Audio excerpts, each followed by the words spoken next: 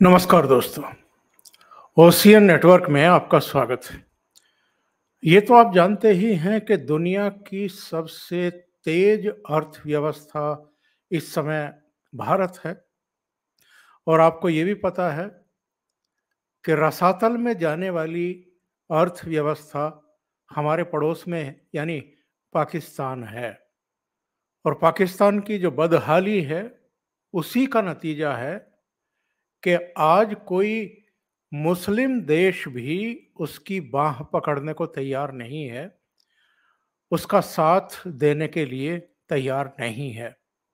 हमारे यहाँ जो G20 सम्मेलन हुआ, उससे पहले खाड़ी के एक बहुत ही खास मेहमान उनके यहाँ जाने वाले थे और उसके बाद भारत आने वाले थे, लेकिन उन्होंने पाकिस्तान जाना रद्द कर दिया। वो सीधे नई दिल्ली पहुँचे। और आपको ये जान कर के और भी आश्चर्य होगा कि जो भारत यूएई और यूरोप से लेकर के अमेरिका तक का आर्थिक कॉरिडोर बनाने का फैसला हुआ, उसमें वो भी शामिल हो गए।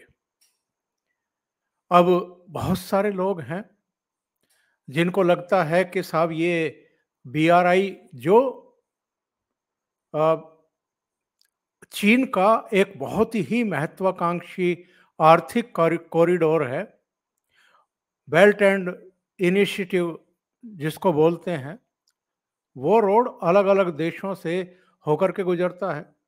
और वो चीन का माल एक्चुअल में एशिया के सभी देशों, यूरोपियन कंट्रीज तक पहुंचाने के लिए और अमेरिका तक भी पहुंचाने के लिए बनाया जा रहा है। उसमें बहुत सारे देश शामिल नहीं हैं, भारत भी नहीं है। अमेरिका तो सवाल ही पैदा नहीं होता है, क्योंकि ट्रेड को लेकर के उसकी चीन से टसल चल रही है। और केवल ट्रेड का मसला नहीं है, ताइवान में जिस तरह की दादागिरी चीन पिछले कुछ समय से दिखा रहा है, वो भी, और दक्षिण चीन सागर से जुड़े हुए जितने भी देश हैं उनके प्रति भी जो चीन का दादागिरी वाला और विस्तारवादी एक रवैया है, और समय समय पर जिस तरीके से वो विवादित नक्शे जारी करता रहता है जिसको लेकर के भारत ने भी अपने विरोध दर्ज किए हैं, उसको लेकर के भी अमेरिका चीन से काफी नाराज है। ये जो नया आर्थिक कॉरिडोर भारत ने बनाया है, ये G20 सम्मेलन के अवसर पर बनाया है, जिसका नाम दिया गया है India middle east Europe economic corridor. और इसमें यूरोप के कई देश हैं, इसमें मिडिल ईस्ट के कई देश हैं, भारत तो है ही, अमेरिका भी इसमें शामिल है। आप जानते हैं अमेरिका के राष्ट्रपति जो बाइडन विशेष तौर पर G20 समिट में भाग लेने के लिए नई दिल्ली आए। उनकी और प्रधानमंत्री नरेंद्र मोदी की जो ट्यूनिंग है, जो केमिस्ट्री है, वो देखते ही बनती थी।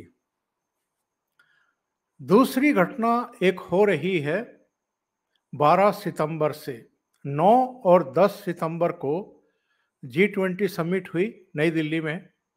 एक दिन छोड़ करके, यानी 11 सितंबर को छोड़ करके 12 सितंबर से आज तक अनंतनाग में एक मुठभेड़ जारी है आतंकवादियों, सेना और जम्मू कश्मीर पुलिस के बीच में। और ये कोकरनाग का जो जंगल है वहां पर ये मुठभेड़ चल रही है पिछले 4 दिन से। इसमें हमारे कर्नल मनप्रीत सिंह, मेजर आशीष धौचक और जम्मू कश्मीर पुलिस के जो डीएसपी थे हुमायूं भट्ट, वो वीर गति को प्राप्त हुए। और एक जवान अस्पताल में भर्ती था, उसके भी गुजरने की खबर आ रही है, अप्रिय खबर आ रही है। तो एक तरफ तो G20 हुआ, उसमें भारत ने कुछ ऐतिहासिक उपलब्धियां हासिल की, नई दिल्ली डिक्लेरेशन इनमें एक है। दूसरा, जो ये आर्थिक कॉरिडोर की का फैसला लिया गया, ये दूसरी सफलता है। तीसरे, जो इस समय मुठभेड़ चल रही है, एनकाउंटर चल रहा है, इसमें निश्चित तौर पर हमारी सेना के, हमारी जम्मू कश्मीर पुलिस के बहुत ही काबिल अफसरों ने अपने प्राण न्यौछावर किए हैं। लेकिन इस बीच एक चर्चा ये भी चल निकली है कि ये जो कुछ हो रहा है, इसके हैंडलर भी पाकिस्तान में बैठे हुए हैं और इस घटना के तार इस्तांबुल से यानी टर्की से भी जुड़ रहे हैं। कहाँ से क्या संदेश दिए गए, ये तो आजकल इंटरसेप्ट कर लिया जाता है, उनको रिकॉर्ड भी कर लिया जाता है, पता भी चल जाता है किस देश से किसे कहाँ क्या मैसेज पास किए गए हैं।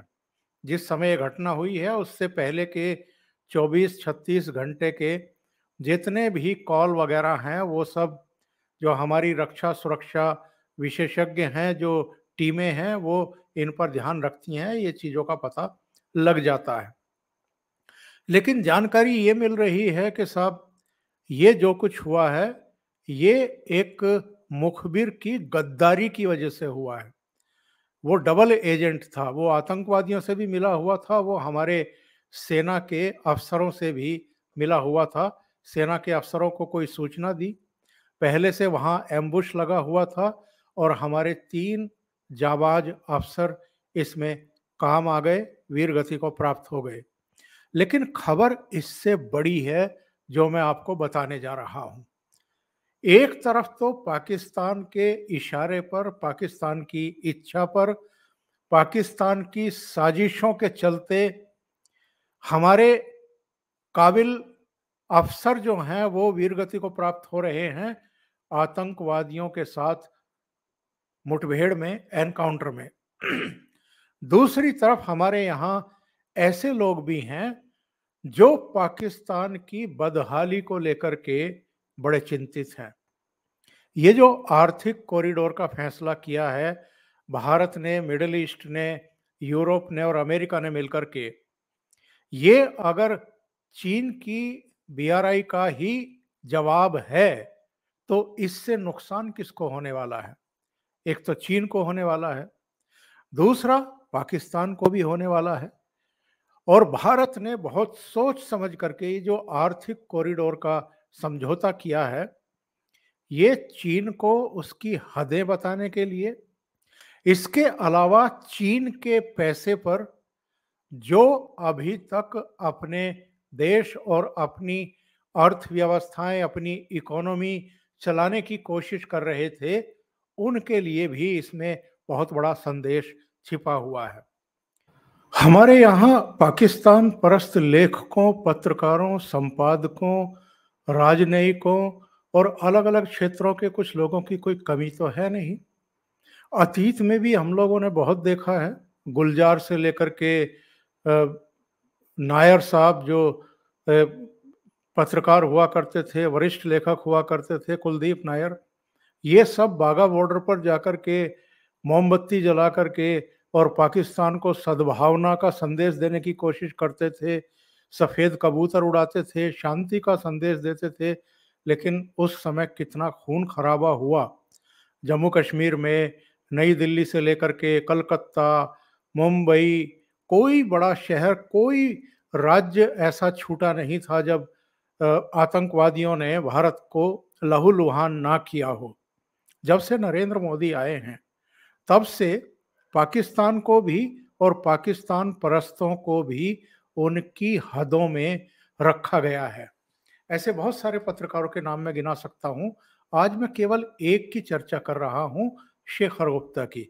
ये इंडियन एक्सप्रेस के एडिटर इन चीफ भी रहे हैं, ये डायरेक्टर्स में से भी रहे हैं और इनका एक ऐसे समय ट्वीट आया है जब अनंतनाग में ये मुठभेड़ चल रही है और जहां हमने अपने 3 अफसरों को गंवा दिया है, उन वो देश पर अपनी जान न्यौछावर कर गए हैं। और पूरे देश में ही जो इस समय माहौल है वो लोग गमज़दा हैं, उनके परिवारों का तो और भी बुरा हाल है। और इस समय भी ये ऑपरेशन चल रहा है। सब जानते हैं कि इसके पीछे एक्चुअल में कौन तत्व हैं, कौन देश हैं, कौन-सी ताकतें हैं, जिन्होंने G20 सम्मेलन के कुछ ही समय बाद, बल्कि 1 दिन बाद ही इसे अंजाम दिया और पूरी दुनिया में गलत संदेश देने की कोशिश की। तो शेखर गुप्ता का ये ट्वीट आया है और शेखर गुप्ता को आप लोग जानते होंगे, उनके लेखों, उनके ब्लॉग्स की वजह से भी, उनके वीडियो भी आते हैं, उनका यूट्यूब चैनल भी है। कांग्रेस के वो कितना नज़दीकी थे, इनसे आपको पता चलता है। कपिल सिब्बल के साथ उनकी ये तस्वीर, और जब प्रतिभा पाटिल राष्ट्रपति थी तो उनको पद्म भूषण भी दिया गया था। तो इन्होंने एक्चुअल में क्या लिखा है, ये मैं आपको संक्षेप में बता देता हूं। इन्होंने पाकिस्तान को मुफ्त की सलाह दी है। इनका कहना यह है कि अब पाकिस्तान को चीन का साथ छोड़ देना चाहिए, वरना वो पीछे रह जाएगा। इसके लिए उसे भारत की दुश्मनी भी छोड़ देनी चाहिए। इनका कहना है कि पाकिस्तान का भला यूएई और सऊदी अरब भी नहीं कर पाएंगे, क्योंकि उनका बड़ा हित हिंदुस्तान के साथ जुड़ा हुआ है। अब वैसे तो ये एक मामूली सी सलाह दिखाई दे रही है, जिसे कोई भी दे सकता है, लेकिन इस सलाह के पीछे शेखर गुप्ता का वो छिपा हुआ दर्द भी बाहर आ गया, जिस पर वो खुल करके बात नहीं कर पा रहे थे। उनको इस बात की चिंता है कि पाकिस्तान पीछे क्यों छूटता हुआ जा रहा है। उन्हें इस बात की भी चिंता है कि भारत पाकिस्तान को भाव नहीं दे रहा है। तो पाकिस्तान को अब अपने भले के लिए भारत से हाथ मिला लेना चाहिए, वरना वो बर्बाद हो जाएगा। इनका ये सोचना है। और चूंकि अब तक पाकिस्तान को बचाते रहे यूएई और सऊदी अरब भी भारत के साथ खड़े हो गए हैं, तो उन्हें पाकिस्तान की बर्बादी की चिंता सता रही है। शेखर गुप्ता उन लोगों में से हैं जो कांग्रेस के किसी कार्यक्रम में गए थे और वहां उनको सलाह देकर के आए थे कि भले ही झूठ बोलना पड़े, फेक खबरें फैलानी पड़े, पर जब तक आप नरेंद्र मोदी की छवि को खराब नहीं करेंगे, तब तक आप सत्ता में वापसी नहीं कर पाएंगे। अब वही शेखर गुप्ता ऐसे समय, जबकि पूरी दुनिया प्रधानमंत्री नरेंद्र मोदी की प्रशंसा कर रही है, उनकी ग्लोबल अप्रूवल रेटिंग जो है वो सबसे ज़्यादा आई है। G20 में दिल्ली डिक्लेरेशन पारित कराने को लेकर के भी दुनिया भर के देशों में उनकी तारीफ हो रही है। और भारत इकोनॉमिकली भी और वैसे भी बहुत शक्तिशाली देश होकर के उभर रहा है। तो शेखर गुप्ता ऐसी चीज़ों को अनदेखी करके जो अनंतनाग में हो रहा है, पाकिस्तान की चिंता में मरे जा रहे हैं। अभी के लिए इतना ही। अगर आपको ये चैनल और इसके कंटेंट पसंद आ रहे हैं तो लाइक करें, कमेंट करें, वीडियो को शेयर भी करें। अभी तक अगर आपने ये चैनल सब्सक्राइब नहीं किया है तो सब्सक्राइब कर लें और साथ में लगे बेल आइकॉन को दबाना ना भूलें, ताकि आगे आने वाले वीडियो और उनके नोटिफिकेशन आप तक पहुंचते रहें। बहुत बहुत धन्यवाद। नमस्कार।